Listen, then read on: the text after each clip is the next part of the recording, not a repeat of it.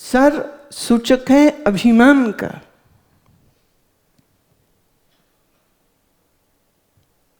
Until and unless you give away your ego, you chop off the head of your ego, you don't get admittance to the school of the complete master. You can't pay titbits and get admission.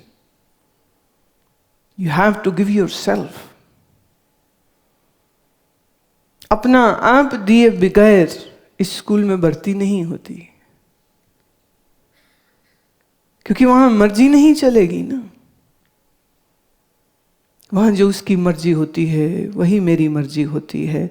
और चूंकि मेरी मर्जी मुक्त होने की है, जागृत होने की है, योगी होने की है, इसलिए मेरा गुरु मुझे सहायता देता है जिससे मैं अपने बंधनों से मुक्त हो सकूं, अपने तमोगुण, अपने आलस्य से मुक्त हो सकूं।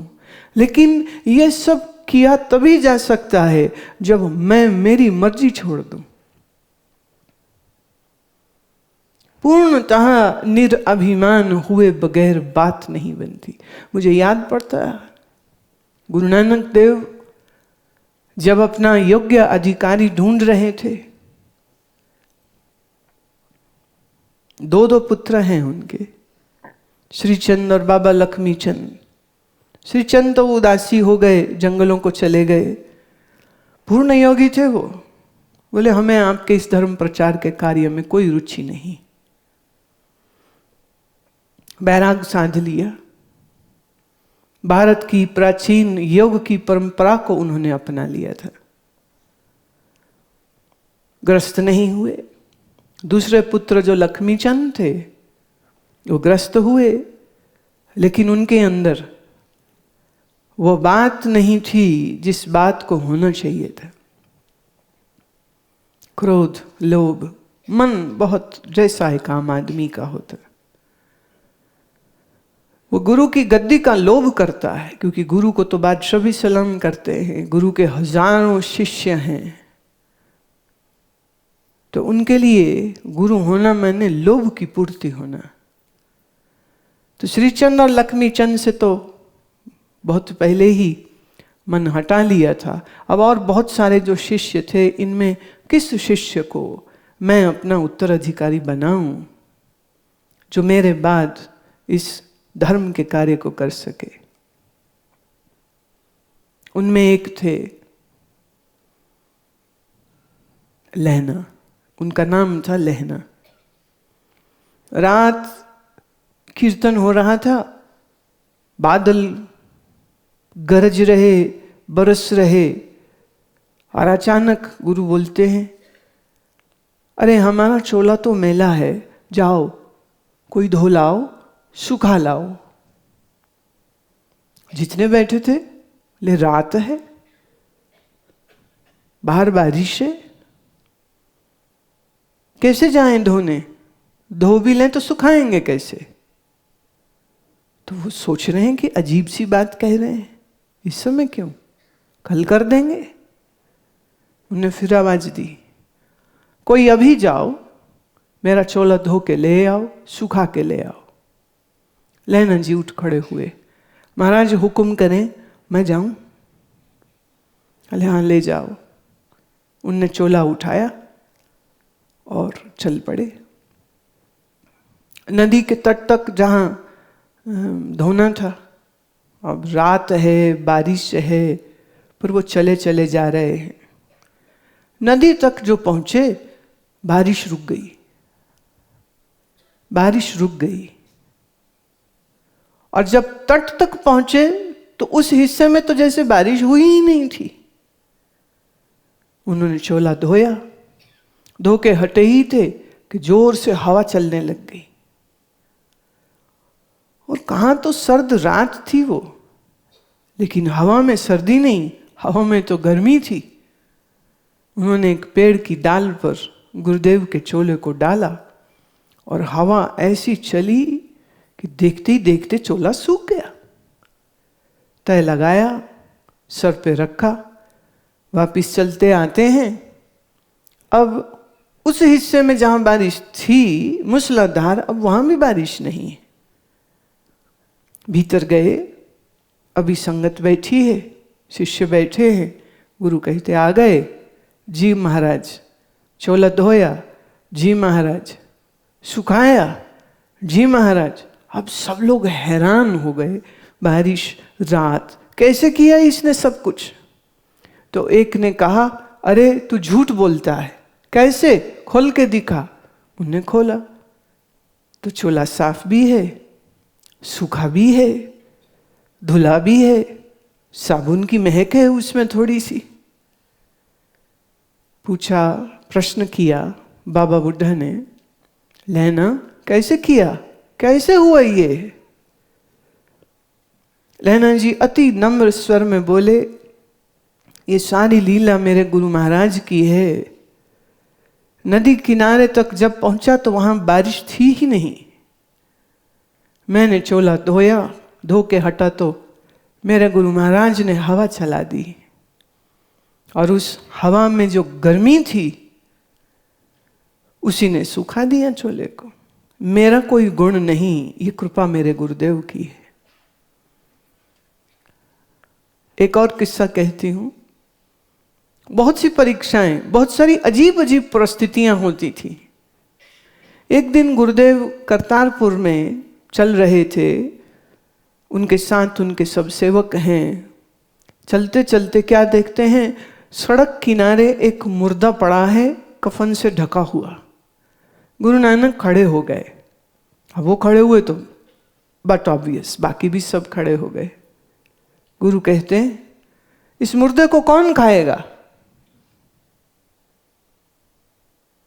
अब गुरु नानक एक शाकाहारी हैं, ऐसी बात बोल भी कैसे सकते हैं, पर वो बोल रहे हैं, कौन खाएगा? कई के मन में संशय उठ गए कि बुढ़ापा आ गया है इनको, ये कैसी बेसिर पैर की बात कर रहे हैं कि मुर्दा कौन खाएगा? भला मुर्दा, आदमी का मुर्दा कौन खाएगा? कैसे खाया जा सकता है? लेना जी आगे बढ़े, हाथ जोड़ के पूछते हैं, गुरुदेव सिर की तरफ से खाऊं कि पैर की तरफ से खाऊं? शुरू कहां से करूं, सो कहिए। महाराज कहते, जहां से तेरा दिल करे खा, पर खा। गए मुर्दे के करीब, लहना जी ने कफन हटाया। वो कहते, जब कफन हटाया नीचे मुर्दा था ही नहीं। ऐसा लग रहा था मुर्दा है, सबको दिखा मुर्दा है, लेकिन जब कफन उठाया नीचे मुर्दा था ही नहीं। नीचे कई प्रकार के भोजन, फल पड़े हुए थे, और लहना जी खा रहे हैं उसको। एब्सोल्युटली इलॉजिकल बात।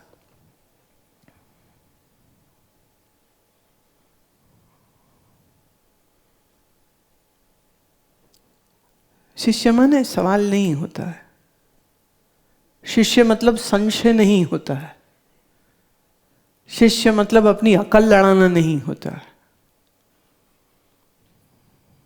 और हमारी जो एक, हम सबकी ना एक सीमा होती कि हम इस सीमा तक तो काम कर लेंगे, उस एक सीमा के बाद हम नहीं करेंगे। और जिसकी सीमाओं को गुरु तोड़ ना सके, वह व्यक्ति असीम भी तो नहीं हो पाएगा। जो सीमाओं में बंधा रहेगा तो लिमिटेड रह जाएगा। सीमाओं से बाहर आने के लिए सीमा तोड़नी पड़ती है। इसलिए गुरु का काम बहुत मुश्किल होता है। तुमने जिस जिस चीज पर अपनी सीमा बांध ली होती है, वो उस चीज को तोड़ेगा। जो तोड़वाने को राजी है, अब ये राजीपना उसी के अंदर आएगा जिसके लिए सिर्फ एक ही चीज का महत्व रह जाए कि मानव जीवन एक लक्ष्य के लिए मिला है, उस लक्ष्य की पूर्ति के लिए जो करना पड़े सो हम करेंगे। There is no choice in that, there is no room for convenience in that. have to do, heads over heels, and everything has to be done, even going beyond your own limits.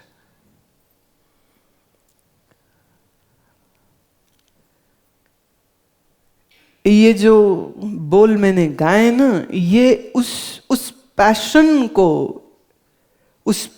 को exhibit कर रहे हैं, उस आग को प्रदर्शित कर रहे हैं जो एक शिष्य के अंदर होती है, जो एक खोजी के अंदर होती है।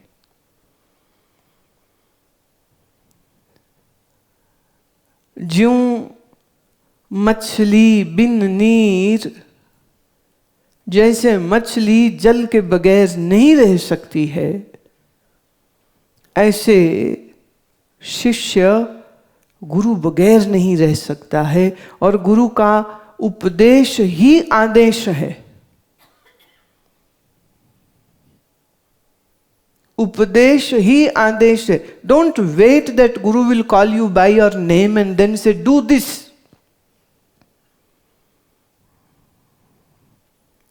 और मैं ये बात कहे बगैर रह नहीं पाती हूं, बिल्कुल सच बात है ये, कि ऐसा सौभाग्य किसी का हो जाए कि उसकी इतनी तारतम्यता गुरु के साथ जुड़ जाए कि गुरु बगैर कुछ बोले भी उसकी बात को समझ पाए। ये एकमात्र जो मैंने अपने बचपन में स्वामी अखंडानंद जी और स्वामी प्रबुद्धानंद जी के दरमियान इस रिश्ते को मैंने महसूस किया है, मैं साक्षी हूं उसकी, कि स्वामी अखंडानंद जी मंच में बोल रहे हैं और प्रबुद्धानंद जी ठीक उनके दाएं हाथ ऐसे मंच पर ही बैठते थे। मंच पे और दूसरे साधु भी होते थे, पर वो उनके दाएं में बैठते थे, उनकी सेवा में थे वो। अब महाराज जी बोल रहे हैं और नीचे से अचानक से एक गिलास पानी का आगे उनके आ जाता है। स्वामी जी देखते गिलास आया, लेते हैं, पीते हैं, रख दे। सत्संग हो रहा है, अचानक से नीचे प्रबुद्धानंद जी अपने हाथ में थोड़ी मिश्री निकालते हैं, स्वामी जी के आगे करते हैं। स्वामी जी की नजर गई, उनके हाथ से मिश्री लेते हैं, मुख में डालते हैं, खा लेते हैं। मैं देख रही थी, मैंने कहा वो महाराज जी ने तो ऐसा कोई संकेत भी नहीं दिया कि प्यास लगी है, कि गला खराब है, कि गर्मी है। He never asked for water. He never showed any sign or symptom that he is thirsty. तो इन्होंने गिलास आगे कैसे कर दिया, और उन्होंने भी ले लिया, और उनके कोई खांसी नहीं आ रही है और उन्होंने मिश्री आगे बढ़ा दी, उन्होंने ले ली। चक्कर क्या है? पहले बार तो समझ नहीं आई, पर फिर कुछ दिन मैं इस गुरु शिष्य का व्यवहार देखती रही है, केप्ट ऑन ऑब्जर्विंग। स्वामी प्रबोधानंद जब बैठते थे महाराज जी के समक्ष, तो उनकी आंख उनके ऊपर है, उनकी आंख बंद है। बंद आंख में भी अचानक से प्रबोधानंद जी आंख खोलते हैं, मिश्रियां, इलायची या पानी या तौलिया, पसीना आ रहा है। अब उनकी आंख बंद, उन्हें कैसे मालूम कि महाराज जी के पसीना आ रहा है? वो बहुत देर तक देखती रही, कभी उनको और कभी उनको। फिर समझ आई कि ये गुरु शिष्य सिर्फ नाम के गुरु शिष्य नहीं है, गुरु का मन और शिष्य का मन एक हो चुका है। इसलिए जो गुरु के मन में ख्याल आता है वह ख्याल शिष्य पकड़ लेता है, और जो ख्याल शिष्य के मन में आता है वो ख्याल स्वयं गुरुदेव पकड़ लेते। Such a beautiful tuning. Without any words, this deepest communication is happening. और ये तभी संभव है जब शिष्य का मन अब अतीव शांत है, उसके अपने मन में विचारों की कोई लहर नहीं है, कोई कंफ्यूजन नहीं, कोई भ्रांति नहीं, कोई प्रश्न नहीं, मन पूर्ण रूप से शांत है। और जब पूर्ण रूप से मन शांत होगा और अंतर अति अति प्रेम और श्रद्धा होगी, तब एक ब्रिज, एक सेतु, एक पुल हृदय से हृदय को बन जाता है।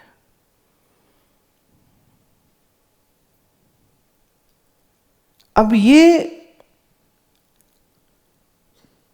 करणीय नहीं है, ये तुम सोचो और तुम कर लो। दिस हैपन्स, ये घटित होता है। पर यह बात बिल्कुल सत्य है कि ये जो आंखों देखा हमने गुरु और शिष्य का व्यवहार, उसको हम कभी भुला नहीं पाते हैं। And the beauty was that it is not that Prabodhananda ji ने आंखें गड़ा के रखी हुई हैं महाराज जी पर, ऐसा भी नहीं है। कोई तो बढ़िया वो वेदांत सुना रहे हैं, भागवत सुना रहे हैं, तो सुनते हुए आंख बंद ना हो तो हो नहीं सकता। तो ध्यानस्थ हैं वो, पर फिर भी जानते हैं। फिर कथा के बाद उनके जो कुटिया थी, जो उनका कमरा था, कोठी थी उनकी, वहाँ बाहर एक बरामदा था। हम लोग वहाँ उनके पास उनके चरणों में बैठते थे और वो दूसरे लोगों को मिलते रहते थे अपनी कुर्सी में बैठे हुए। और फिर वही होता, ठीक 12 सवा 12 करीब आकर के प्रबोधानंद जी आते, कुछ नहीं कह रहे। जैसे वो आते तो महाराज जी कहते, हाँ भाई भूख लग गई, चलो, क्योंकि अंदर कमरे में उनका भोजन की थाली लग चुकी है। प्रबोधानंद जब बाकी लोग मिल रहे हैं तब तक वो भोजन की व्यवस्था देख रहे हैं कि सुबह हल्का नाश्ता किया है, सत्संग किया है, लोगों को मिले हैं, भूख लग गई होगी। अनुमान नहीं है, कंफर्मेशन। अब उनका शरीर थोड़ा मोटा भी था, थोड़ी आयु भी थी, तो थोड़ा सहारा लेके उठते थे। तो प्रबोधानंद जी अपना कंधा दे देते। अब उसका कंधे का सहारा लेके पीछे, अभी प्रबोधानंद जी हैं, उनका शरीर अब बहुत बूढ़ा हो गया है। 2 साल पहले हमारी उनकी मुलाकात हुई, तब वो एक किस्सा सुना रहे थे कि एक बार बद्रीनाथ गए थे महाराज जी के साथ पैदल। तब कार, मोटर, बस कुछ नहीं जाती थी, तो पैदल ही जाना पड़ता था। तो पैदल जा रहे थे और टेहरी पे जाके थोड़ी थकान हो गई। अब कुर्सी तो जो कुली था उसके साथ रखी थी, पर कुली शायद आगे पीछे हो गया। तो प्रबोधानंद जी कहते, मैं अपने घुटने और हाथों पे आ गया, घोड़ा बन गया। मैंने कहा महाराज जी आप मेरी पीठ में बैठ जाओ। महाराज कहते, अरे मेरा शरीर का वजन तू नहीं संभाल पाएगा।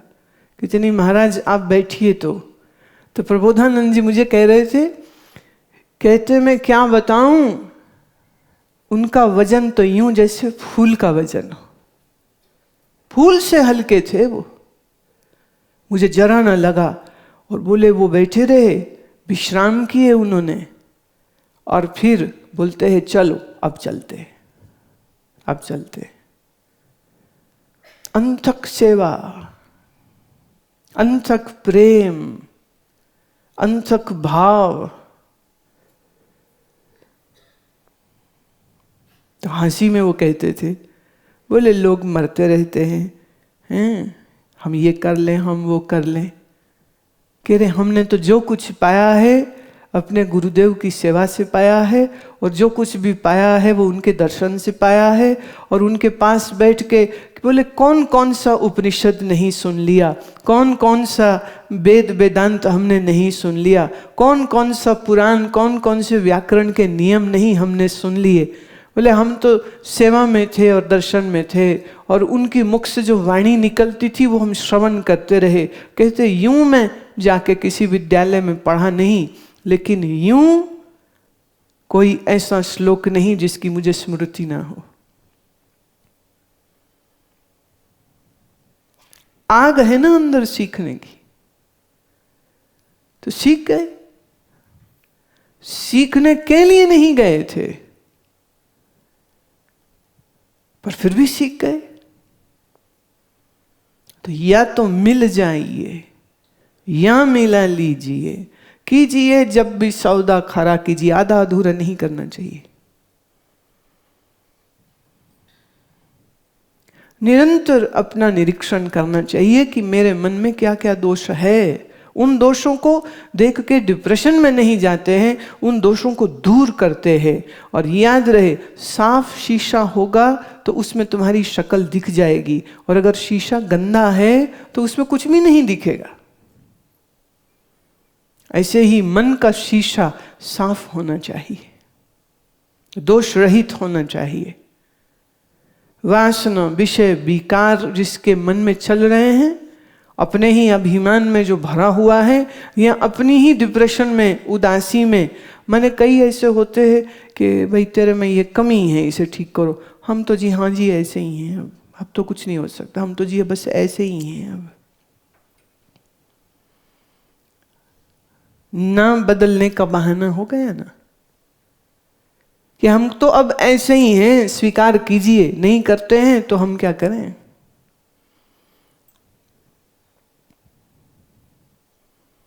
अध्यात्म का मार्ग यूं बहुत बहुत बहुत कठिन है,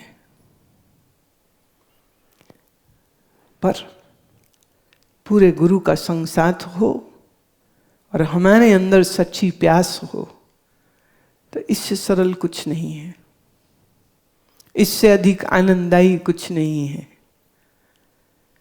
ये इतनी जल्दी तुम्हें अपने निज स्वभाव में लाके स्थापित कर देगा। पर जो अभी पाश्विकता के स्तर पे है, उसके लिए तो बस खाना पीना सोना और गप करनी, गॉसिपिंग, और खरीद फरोख्त कर लो कुछ, do some shopping, get more things, more things, more things, more things, more things, hoard the things and then bury yourself in those things.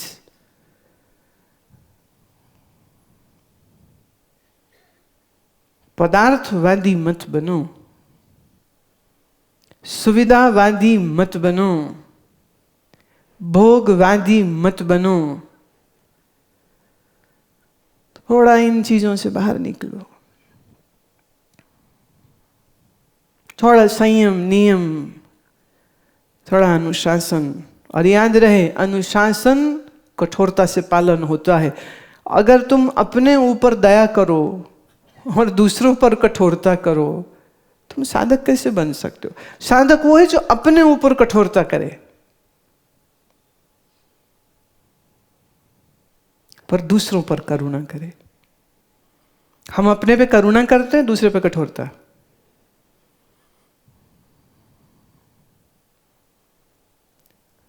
छोटी सी एक बात कहती हूँ। कल तब तुम सब महिलाओं ने मिलकर जो बहुत सुंदर नृत्य का जो वर्कशॉप हुआ था आपका, उसका फाइनल हुआ तो आपने दिखाया। तो मैं ऐसे ही बात करते करते बोल दिए कि चलो भाई, ये हमारे जो शिष्य हैं ये भी थोड़ा बहुत जानते हैं, थोड़ा बहुत। और वो भी जल्दबाजी में ही हुआ था, उनका कोई लंबा चौड़ा रिहर्सल। तुम्हारा जितना अच्छा हुआ, उन लोगों का तो मुश्किल से आधा घंटा भी नहीं हुआ था। अब हमने नहीं पूछा कि तुम तैयार हो या नहीं हो, हमने ये भी नहीं पूछा तुम्हारा मूड है या नहीं है, हमने बस कह दिया आ जाओ। अब वो आ गए। तो आज सुबह हमें नाश्ता देते हुए बात ये खुली कि उनमें से एक को बुखार जैसा था, कल वीक था पर जब नाचे तो खुल के पसीना आया, पसीने के बाद से बिल्कुल ठीक हो गए। तो मुझे ध्यान में थोड़ा सा तो था कि ऐसा तबीयत कुछ ठीक नहीं। और सुबह मैंने संदेश भी भिजाया कि गिलोय घनवटी खा लो दोनों समय में और ठीक हो जाएगा। बुखार आने की ऐसी जगह मत छोड़ो, तो गिलोय। पूछा मैंने आज गिलोय ली? बोले नहीं जी वो तो नहीं ली। कह रहे पर जो रात आपने नाचने को कहा और हम नाचे तो पसीना निकला और पसीने में बुखार भी निकल गया। मैं लो दवा के बगैर ही स्वस्थ हो जाए तो इससे बढ़िया और क्या हो सकता है। जब मन में आनंद होता है, हमारे मस्तिष्क से एक हार्मोन सिक्रीट होता है जिसे हम कहते हैं हैप्पी हार्मोन। और ये जो हैप्पी हार्मोन है जब हमारे खून में दौड़ता है तो शरीर की रोग मारक शक्ति बढ़ जाती है। तो कोई कारण नहीं है कि अस्वस्थ आदमी को डॉक्टर दवाइयां लिख के देवे। उसके पहले अगर मैं डॉक्टर हूं और मैं प्रिस्क्रिप्शन लिख रही हूं तो मैं लिखूंगी dance morning and evening, right, and Singh a song in afternoon. वो तो ना एक गोली खाने के बाद, एक गोली खाने के पहले। So do the dancing before the lunch and after the lunch do the singing. इससे अच्छा और क्या हो सकता है। चलिए आपके कुछ प्रश्न ले लेते हैं।